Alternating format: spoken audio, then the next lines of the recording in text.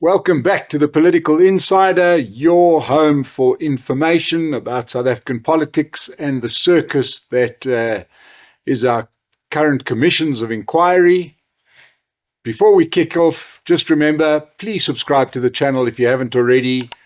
We want everybody to get as much of this news as possible because it's vital to keep as many people informed about what is going on as possible. So, let's dive in.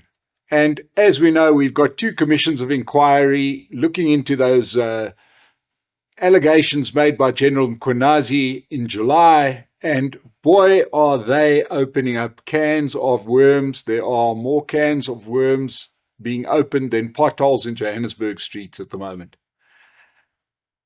I want to start off at the Madlanga Commission, which I have found to be extremely interesting because we are now into the nitty-gritty of what is going on. And this past week at the Madlanga Commission, we have heard from investigative policemen, people on the ground, the people that actually expedited the arrests of the bad guys. These are the kind of cops that we wished we had everywhere. If we could replicate them, we would get our crime problem under control. Parliament is a bit of theatre, but what's going on in the Madlanga Commission is really the heavy stuff. And there we've had this week Witness A and Witness B, very, very interesting, exciting names that they came up for these witnesses, but these are police people that have had to do their testimony undercover, because their lives are in danger. They name names, they've got the evidence, and you would imagine that it's probably easier for these criminal syndicates just to do what they did with Babita Diakaran and assassinate these cops to keep their scheme going. So, we heard earlier in the week from Witness A, and yesterday we heard from Witness B, a female investigative police person, once again, highly impressive, got their facts together, produced evidence, etc., of what was going on and what they discovered. And what they discovered shocked them, and they do this for a living. So what was discovered and what came out at the Madlanga Commission? Well, the first thing that came out is that we can fully admit that KT Molefe owns the Gauteng Police. This guy should just be named the Gauteng Commissioner of Police because, my lord, nobody in senior structures in Gauteng seemed to do anything that they didn't run by KT Molefe first. Right? When his arrest became imminent, you had generals and everybody in between the investigative office all the way to the head of the Hawks running interference to try and stop the arrest of KT Molefe. To the point that when the investigative officers arrived at his house, there were even helicopters flying low over the house. There were captains knocking at the door asking for the case numbers, why this person was being arrested. You had Shadrach Sabir saying, "You're really upsetting his family. And perhaps we should reconsider as to whether this guy should be arrested." He absolutely owned the police. They were his little bitches. That's the only way to put it. So they even went as far as to try and destroy the ballistic evidence. Now, this is where the whole thing unraveled. The whole thing has been unraveling because after you have done enough crime and got away with it, I suppose it's human nature, you're going to get sloppy. And the real sloppiness started with the unfortunate slaying of Armand Swart. Now, just to remind you, why was Armand Swart killed? For starters, it was a case of mistaken identity. They killed the wrong guy, but they didn't just shoot the guy, they shot him 23 times. Okay, it was meant to be somebody else at the company, but Armand Swart's company, Q-Tech, produced springs which cost a couple of rand, 3 rand, sub 4 rand per spring, and these were being sold to Transnet in bulk by Malefe's company at over 150 rand, a company called SK Group, right? And they raised the alarm saying this looks very dodgy, that these small things, these little consumable items are being sold at this great price. And spotting a potential leak in the problem, they decided it would just be easier to shut this thing down, so poor old Armand Swart gets assassinated. But why I say sloppy was that by now they've killed so many people that they're using the same weapons. They are casing the place, and there's CCTV footage of the vehicles, and soon enough the vehicles get, the place gets raided, and there the guns are in the vehicles. They've got everything. They've literally got the smoking gun. The ballistics in Gauteng tried to destroy the evidence. They left out key evidence. When the report finally came out after over 6 months, they had left out the evidence about the cartridges that they had found. They had a whole plastic bag full of spent cartridges. So the ballistics people tried to thwart the investigation. Now, those same guns, I said, were used in multiple murders. The multiple murders were, we have heard about the DJs that got killed, DJ somebody and his 2 bodyguards, as well as DJ Vintos and somebody who was killed along with him. So 5 people get killed, and then Armand Swart, and they all get killed with the same weapons. Now the killing, that was quite enthusiastic. The killing of the DJs was linked to drugs. The killing of Armand Swart is linked to Transnet contracts, tenders. So what we are starting to see here is, if we needed proof that these aren't just criminals doing one thing, they are doing many things. These are guys that run proper businesses, right? They will make money wherever they can get it, whether it's drugs, whether it's Transnet tenders, whether it's hospital tenders.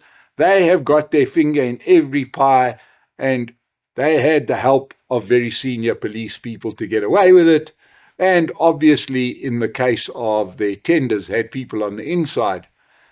Now, the interesting one is that, as we mentioned before, the Transnet tender, KT Molefe's nephew was the guy giving the tender. Lucky Molefe or unlucky Molefe, because he was the guy saying, surprise, surprise, the contract goes to the SK Group, which happens to be my uncle. Okay, didn't perhaps put that down on a piece of paper, but anyway, they get those tenders. He gets a cut. In fact, the money gets paid into KT Molefe's son's account, Tapelo Molefe.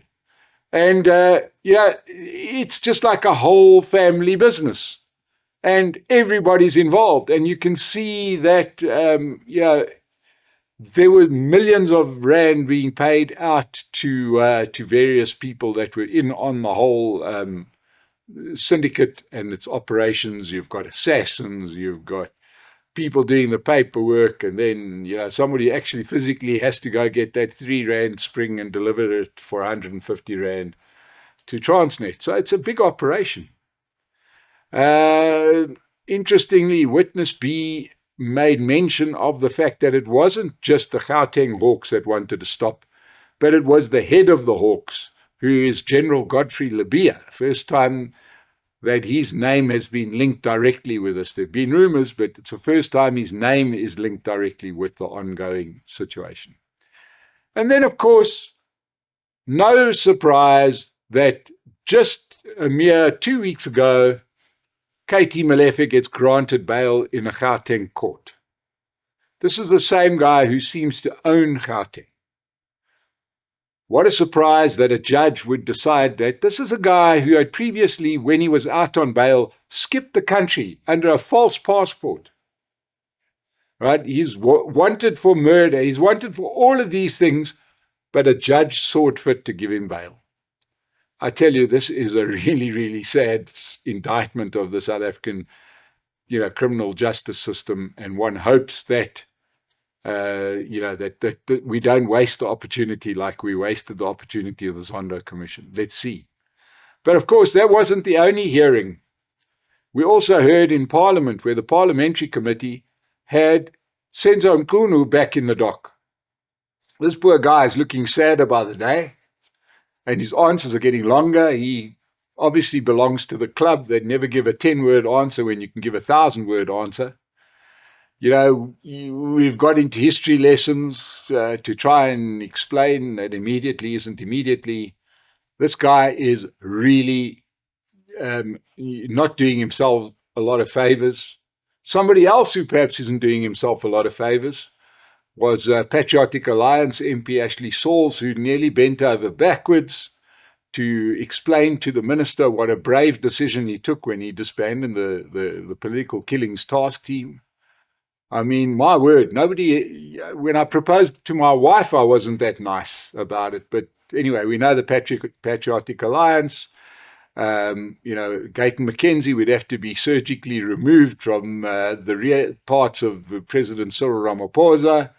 Perhaps the reason that Mr. Sauls was so enamored with the police minister has something to do with the fact that let's not forget that when the political killings task team went to arrest Kat Matlala, who did they find at his house?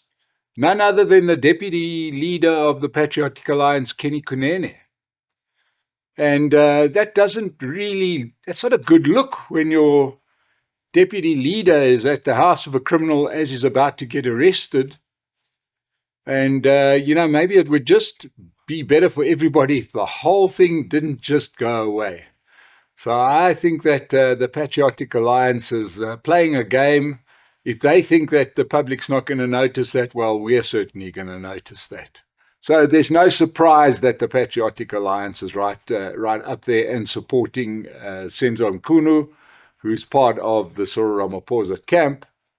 The rest of the parliamentarians asked some pretty hard questions, just interrupted while MK and ANC threw insults at each other. These are really children doing adults' work, but hey, they can carry on.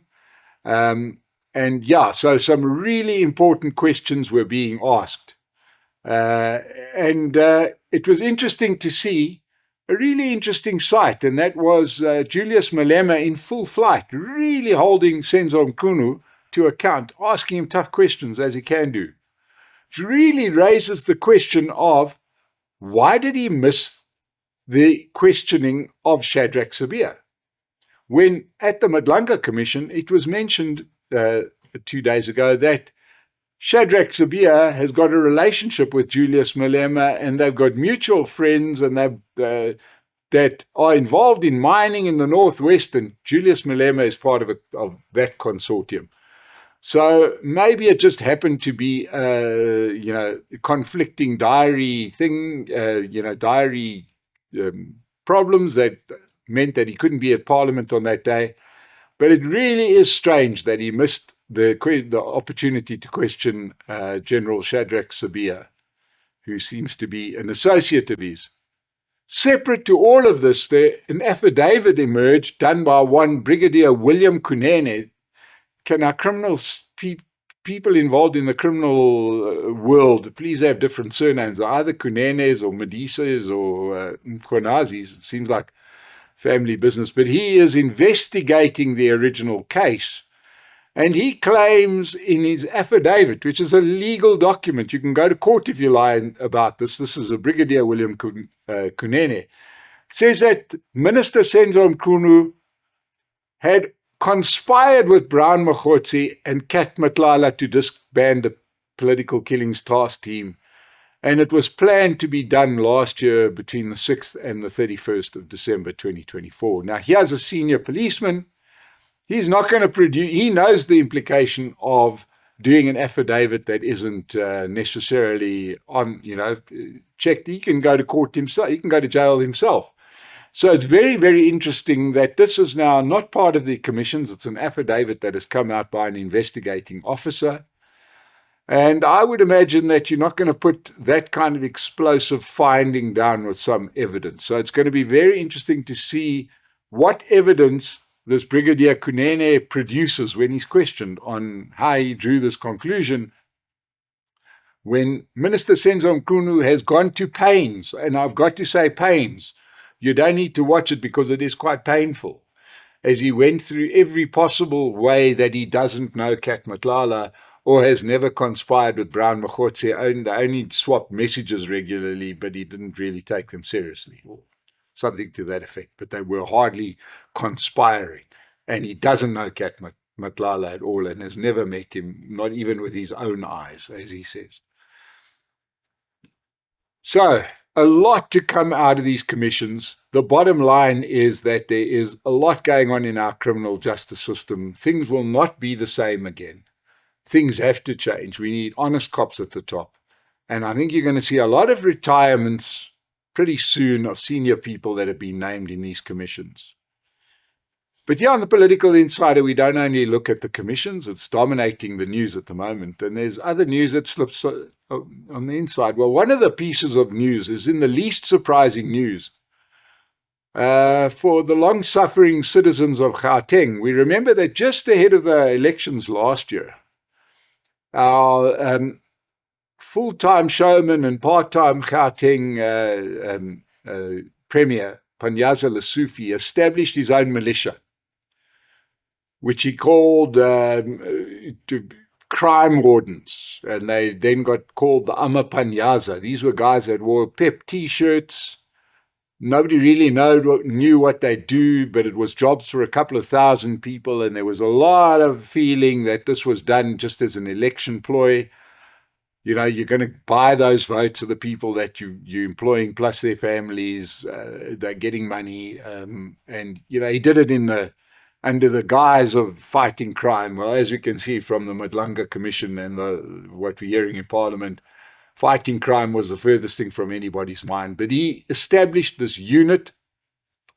Heaven knows what they did, but they sort of got paid for it.